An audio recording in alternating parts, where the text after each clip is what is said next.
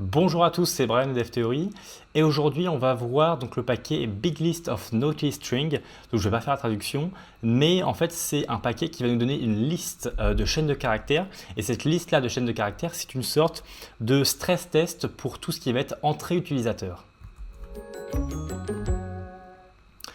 Alors en fait, quand je parle de stress test, disons que c'est une liste de chaînes de caractères assez sensible. Donc il va y avoir des failles XSS, il va y avoir des noms de constantes, il va y avoir plein de choses, des caractères spéciaux, etc. Et si notre application passe toutes ces chaînes de caractères en fait dans nos tests, eh bien toutes les entrées utilisateurs qui seront possibles seront sécurisées, disons. Disons que c'est comme ça que je définis un peu le terme de stress test. C'est si jamais toutes ces chaînes de caractères là ne provoquent pas de bugs dans notre application lorsqu'on va faire nos tests, alors ce sera bon, notre application sera sécurisée en termes d'entrée utilisateur en fait. On va un peu aller voir donc le GitHub qui va nous permettre de voir cette liste de chaînes de caractères en fait. Si jamais vous voulez en savoir plus, bien sûr, vous pouvez lire ici, je mets ce lien là en description bien sûr. Donc au niveau du GitHub, je vais zoomer un peu, on va aller dans internal, ressources.go et c'est là qu'il va y avoir en fait la liste de chaînes de caractères.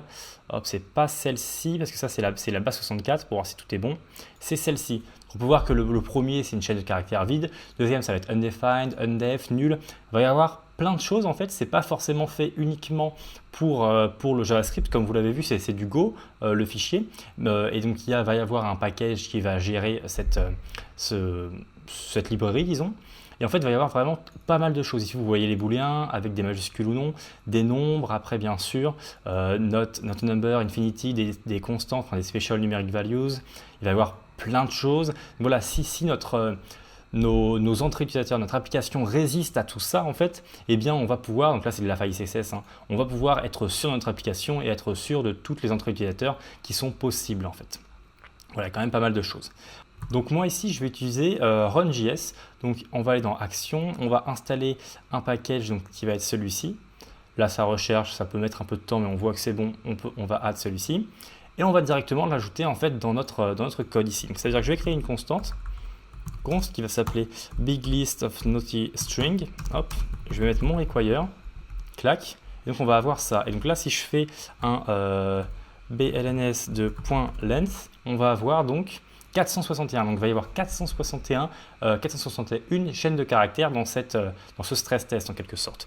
On peut les voir, donc si jamais on fait un simple test of blns, et derrière, tout simplement ça, et je vais faire un console.log de test.